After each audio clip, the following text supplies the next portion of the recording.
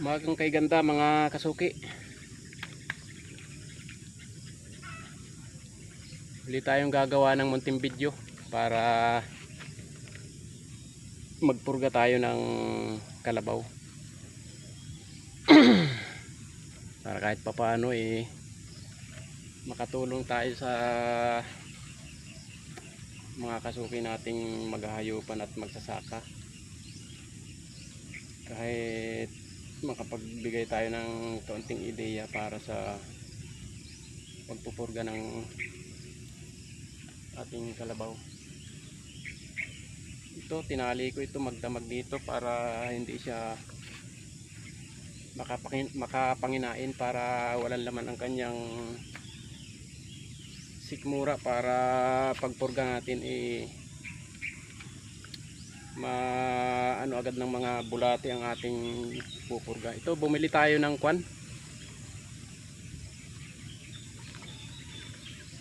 albendazole,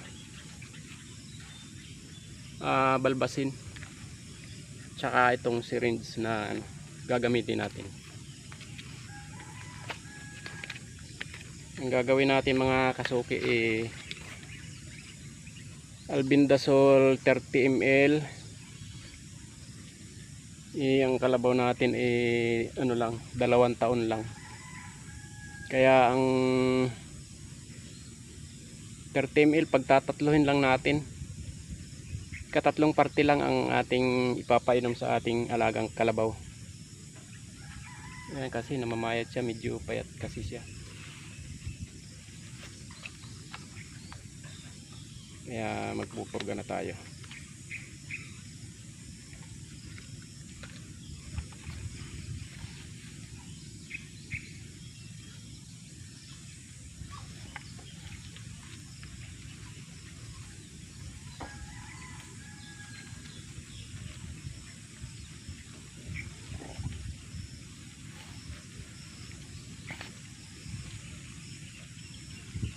Natin muna siyang itatali.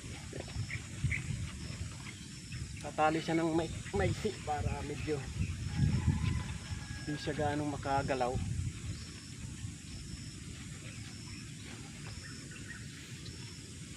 Tapos itong nabili nating albendazole, pagtatatluhin lang natin siya. Shake muna natin, kalugin lang muna natin para ano siya, mahalo.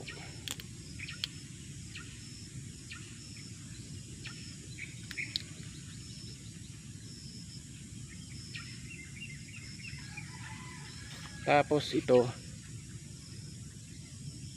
katatlong parte lang kukunin niya, siguro mga ganito lang.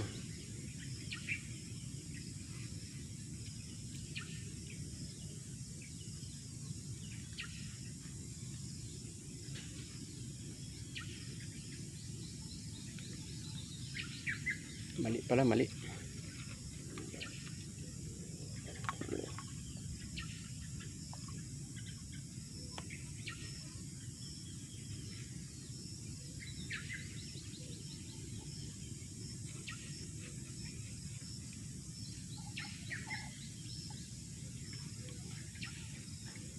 Oops, napasobra. Iwasan natin kunti. Ayan, pwede na to. Tapos itong matitira na to, iwasan pa natin.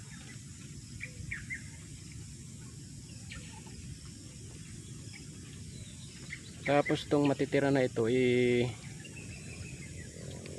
sa iba nating kalabaw na na mamayat, pupurgahin din natin yung iba nating kalabaw na namamayat.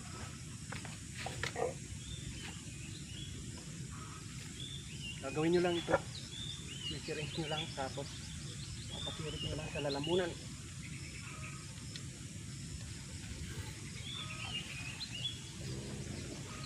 Yun na, tapos nasusundan nyo lang ng tubig.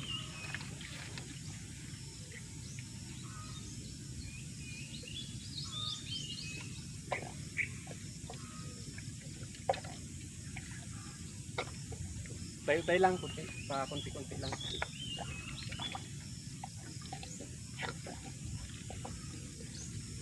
Hanggang sa maubos yung isang puno sa ano, buti ng soft drinks.